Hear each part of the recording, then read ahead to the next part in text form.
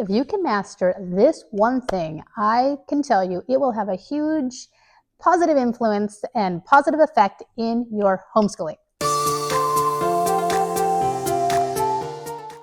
Hi, I'm Nancy Marie Peterson, and I've been homeschooling for almost over 2 decades, and I've been a mom for 3 decades. And so I want to share this one simple but hard tip that has drastically changed the effects of my homeschooling.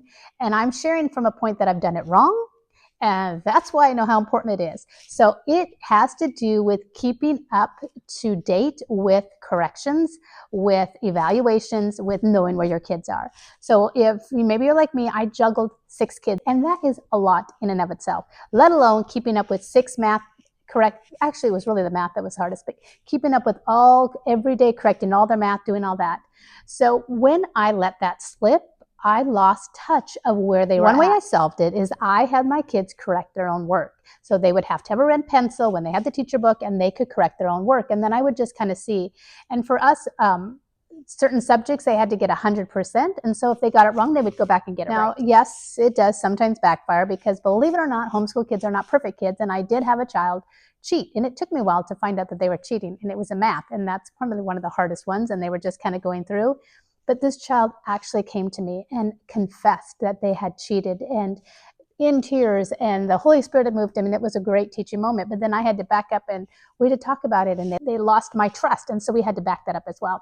But if you can get them to correct it, then get them to correct it. But if you can stay on top of it, and what gets scheduled gets done. So if you schedule that every day at 3 o'clock, I'm correcting their work, and that's when it gets done. Or every morning before they start, while they're doing this, I'm going to correct their work. Because when you don't correct their work and when you don't stay up to par of what they're doing, they can get behind and they can get lost in the shuffle, and they can kind of keep continuing to do this, whatever it is, wrong. And then you have to back way up and start them over. Just because I know that from experience, I can speak that out. But you can stay on top of it. It will help make your homeschooling go way more smooth. Now, the pain of discipline is less than the pain of regret.